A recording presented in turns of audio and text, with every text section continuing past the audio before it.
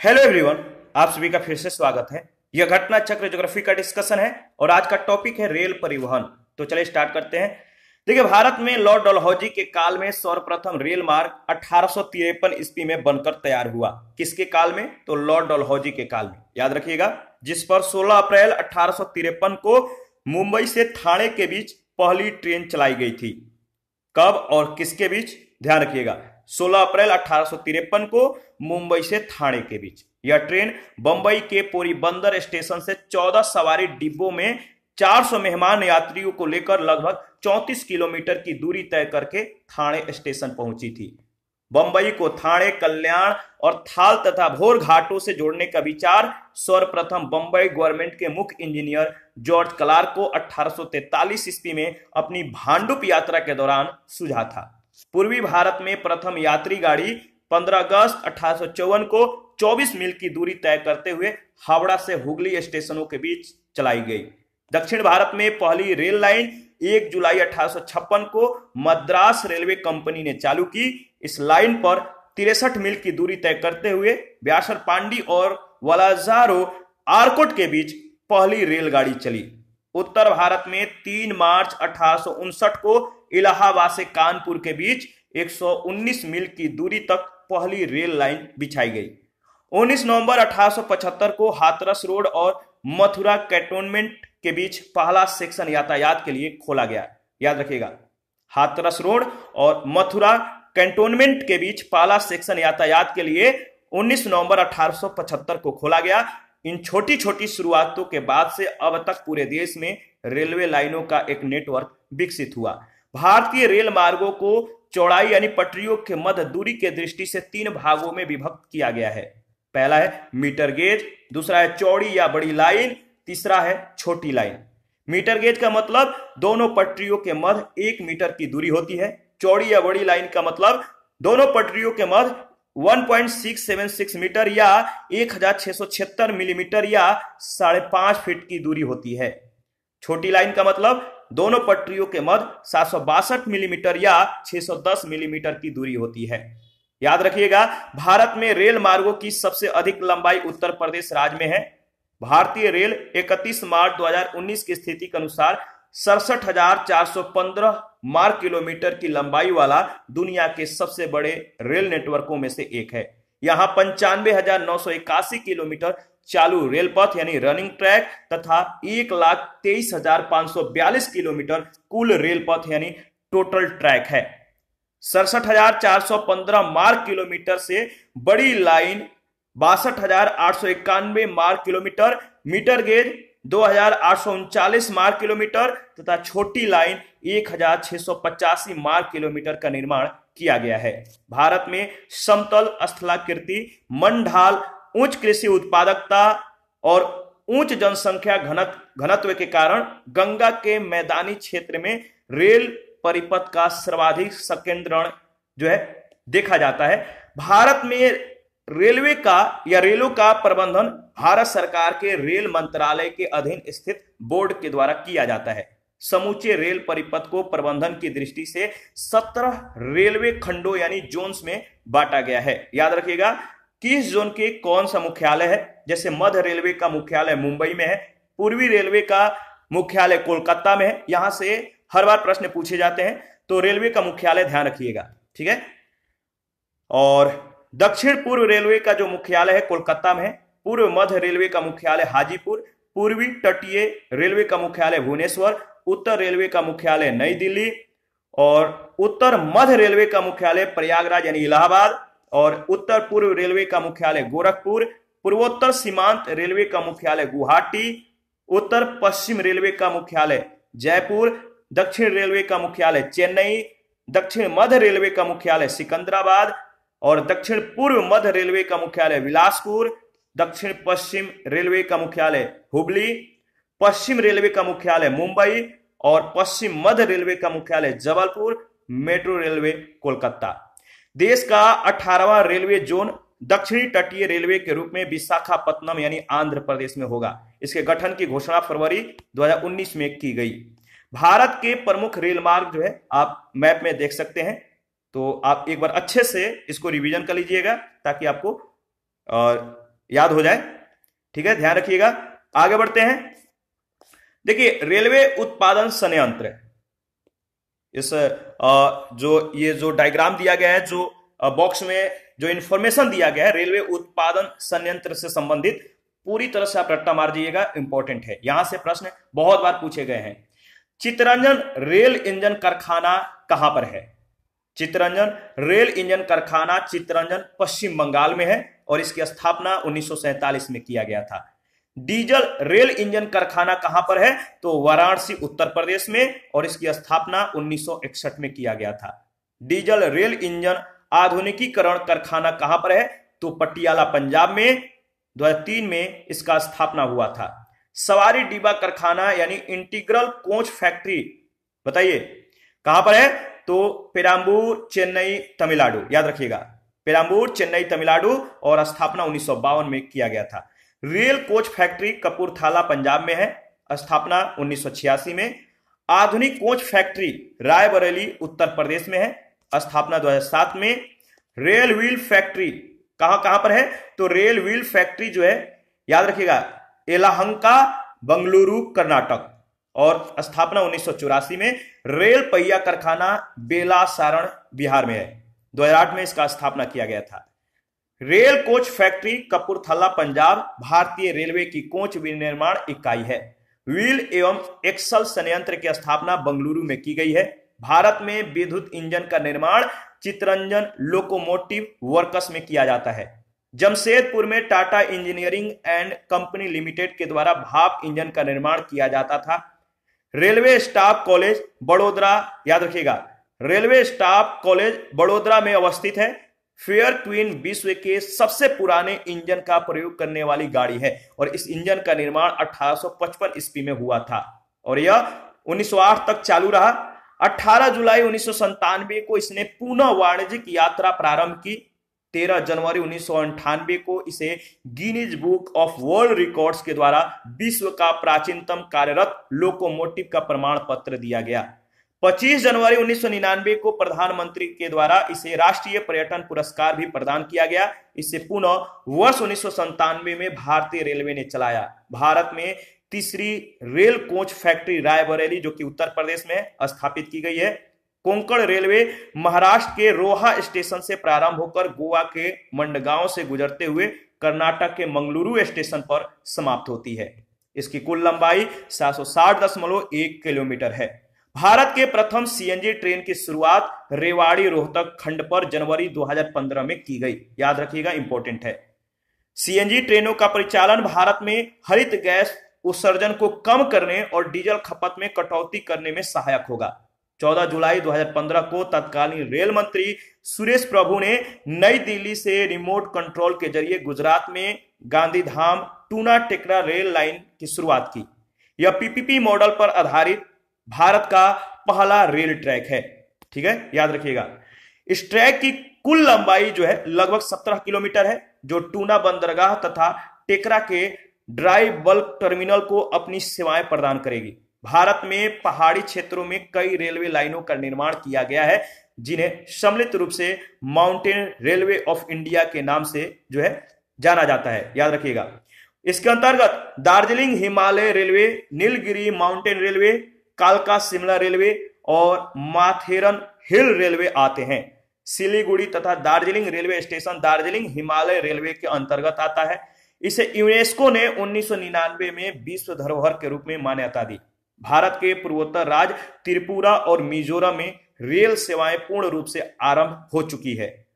29 नवंबर 2014 को प्रधानमंत्री नरेंद्र मोदी ने मेघालय के मेंदीपाथर, याद रखिएगा, कब? 29 नवंबर 2014 को प्रधानमंत्री नरेंद्र मोदी ने मेघालय के मेंदीपाथर से असम के गुवाहाटी तक रेलवे लाइन का उद्घाटन किया और इस प्रकार अब सिक्किम को छोड़कर, याद रखिएगा, किसको? सिक्किम को छोड़कर भारत के सभी राज्यों में रेलवे के नेटवर्क का विस्तार हो गया है। भारत की प्रमुख रेल सुरंगों में पीर पंजाल रेल सुरंग केंद्र शासित प्रदेश जम्मू कश्मीर में स्थित है और इसकी लंबाई 11.2 किलोमीटर है, याद रखिएगा, इंपॉर्टेंट है। कारवुज रेल सुरंग महाराष्ट्र के रत्नागिरी जिले में अवस्थित है और इसकी कुल लंबाई 6.5 किलोमीटर है।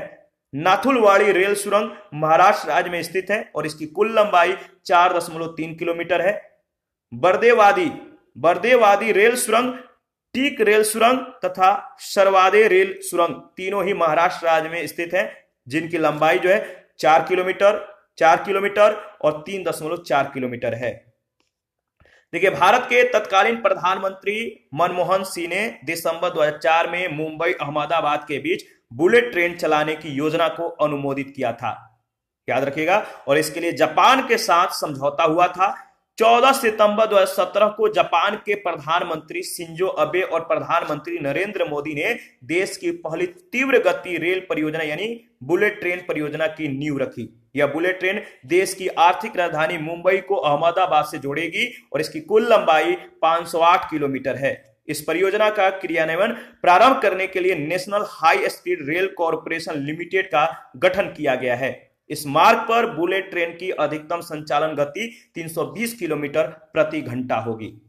इस पर आधारित पहला प्रश्न पूछा गया है, भारत में सबसे पहले रेल मार्ग तैयार हुआ था कब?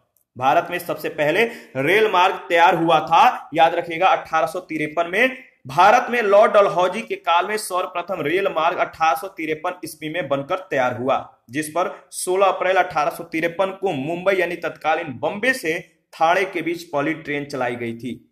सेकंड प्रश्न, भारत की पहली रेलवे लाइन किन स्थानों के बीच कब बनी? भारत की पहली रेलवे लाइन किन स्थानों के बीच कब बनी? तो आपको मालूम है, मुंबई से थाने के बीच 1853 ईस्वी में। ठीक है, आगे बढ़ते हैं। प्रश्न संख्या थर्ड, भारत में प्रथम बार रेल कब चली? भारत में प्रथम बार रेल कब चली आपको बताना है। इसका सही जवाब क्या होगा? तो 1853। बड़ी लाइन की दो पटरियों के बीच की दूरी कितनी होती है? तो देखिए, मीटर गेज, ठीक है, चौड़ी गेज जो है या जो छोटी लाइन है, तो इन सभी के बारे में हम लोगों ने डिस्कस किया है। तो देखिए, चौड़ाई के आधार पे पटरियों के मध्य की दूरी के दृष्टि से जो गेज है, जो लाइन है, इनको 3 भागों में विभाजित किया जाता है। मीटर गेज, चौड़ी या बड़ी लाइन और छोटी लाइन। मीटर गेज यानी दोनों पटरियों के मध्य की दूरी 1 मीटर की होगी। चौड़ी या बड़ी लाइन में दोनों पटरियों के मध्य 1.676 मीटर या 1676 मिलीमीटर या 5.5 फीट की दूरी होगी। और छोटी लाइन में दोनों पटरियों के मध्य 762 मिलीमीटर या 610 मिलीमीटर की दूरी होगी। ध्यान रखिएगा, इसका सही जवाब होगा 5.5 फीट या 5.1/2 फीट होगा। तो बी ऑप्शन आपका बिल्कुल सही है। देखिए, गोरखपुर से मुंबई की रेल यात्रा का न्यूनतम दूरी वाला जो मार्ग है वो कौन सा है?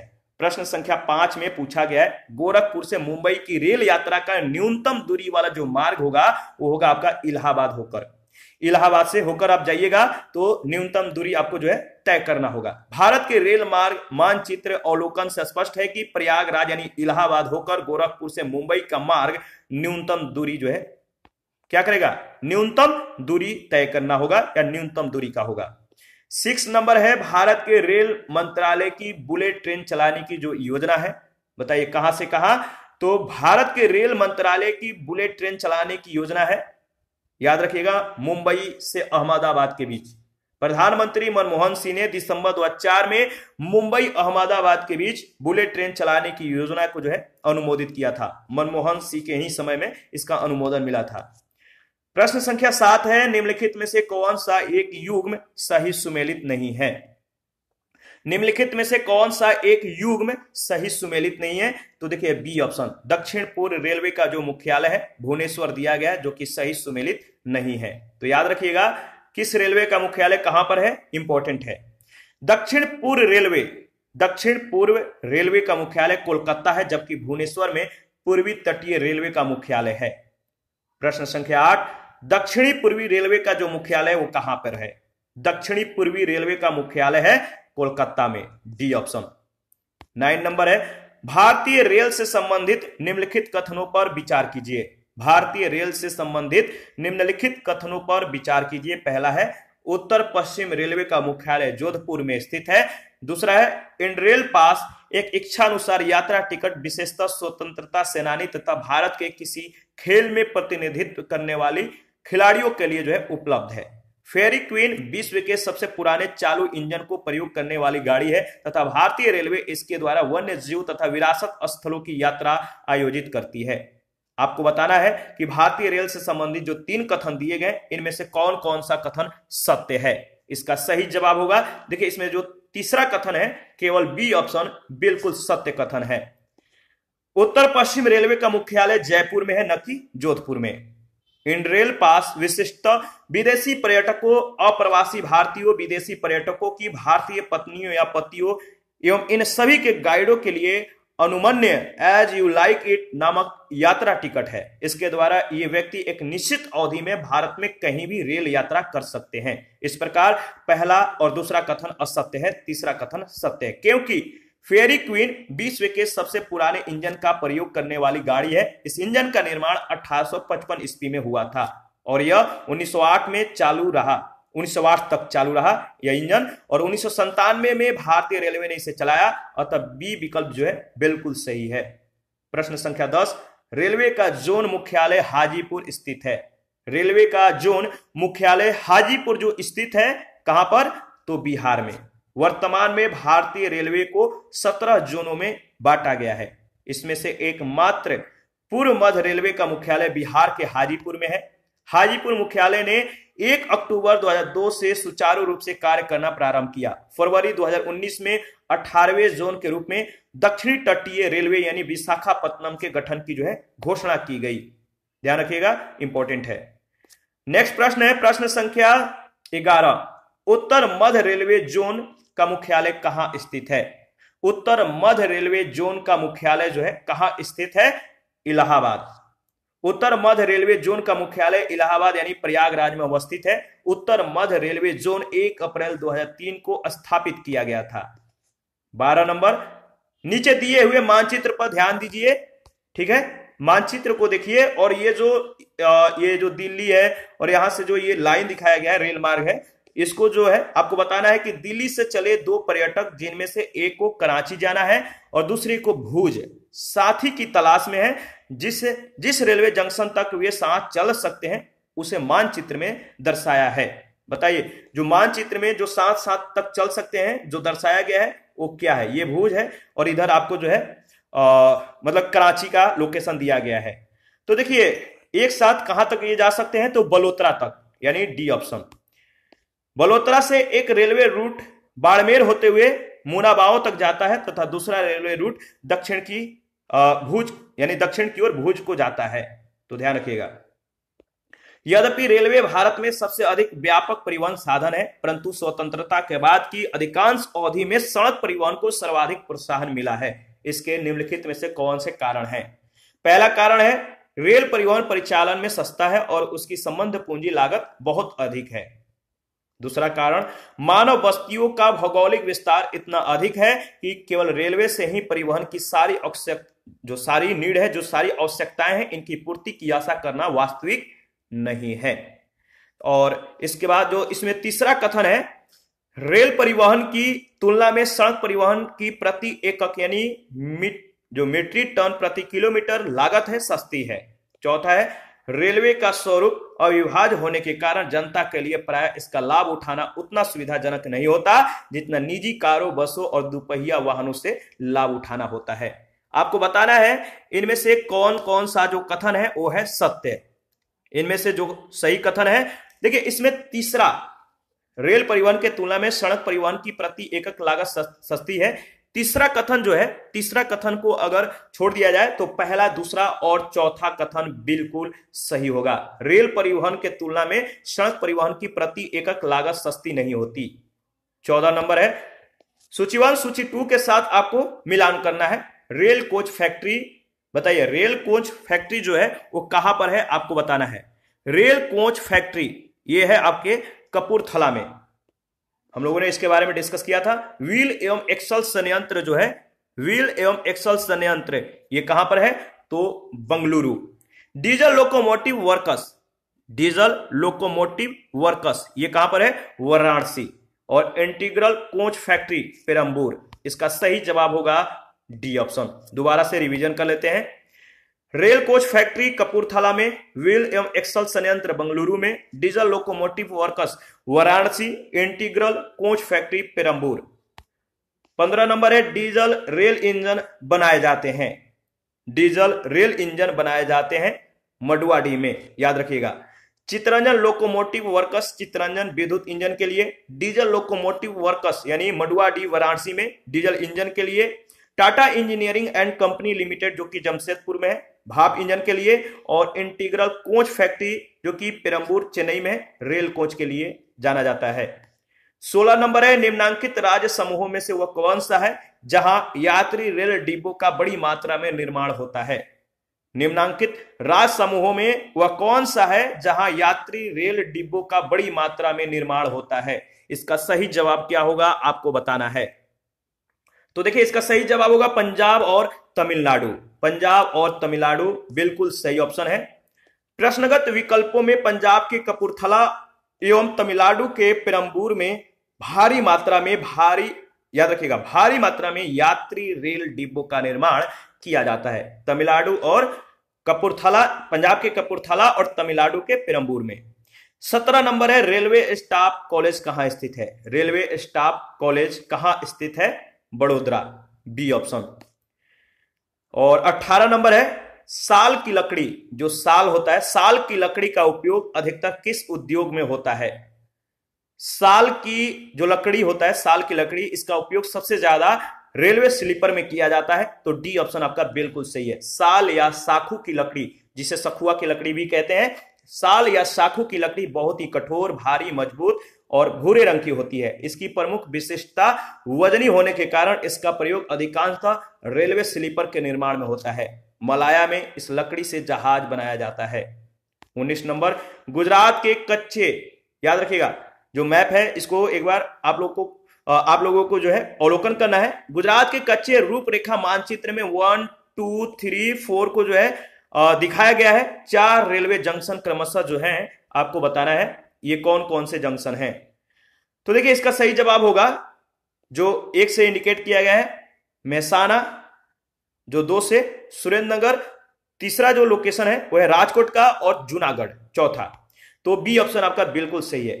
जो गुजरात के रेल मानचित्र के अवलोकन जो है, अगर आप गुजरात के रेल मानचित्र को अवलोकन कीजिएगा तो स्पष्ट हो जाएगा कि जो 1 से इंडिकेट किया गया है इसे मेहसाना, 2 से जो इंडिकेट किया गया सुरेंद्रनगर, 3 से जो इंडिकेट किया गया राजकोट, और 4 से जो इंडिकेट किया गया जूनागढ़ को दर्शाता है।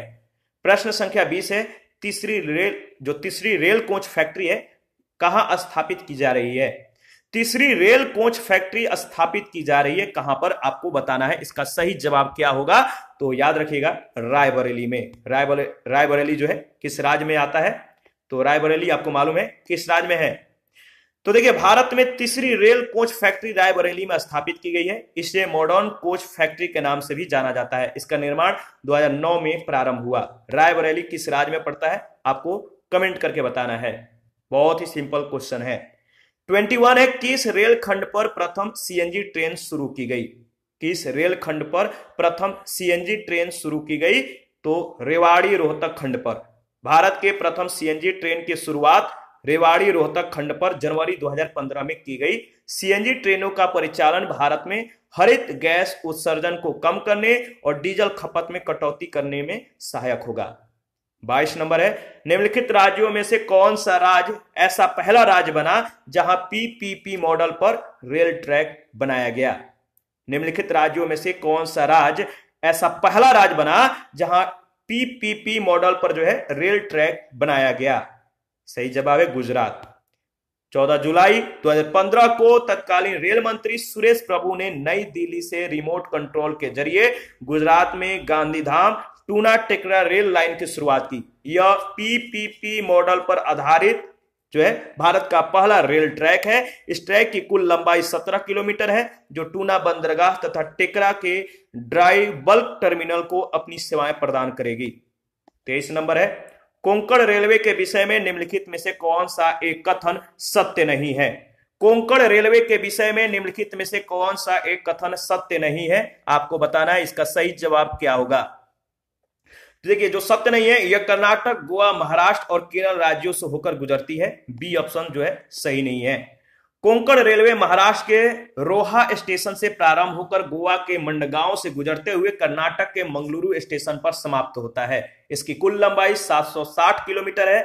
यह महाराष्ट्र, कर्नाटक और गोवा को जोड़ता है। यह मार्ग जो है केरल तक नहीं जाता, किंतु केरल को एक लाभ यह अवश्य प्राप्त होता है कि महाराष्ट्र, कर्नाटक, गोवा से उसकी दूरी अत्यधिक कम हो गई। से सभी कथन सही है। ठीक है, ध्यान रखिएगा। नेक्स्ट प्रश्न है प्रश्न संख्या 24।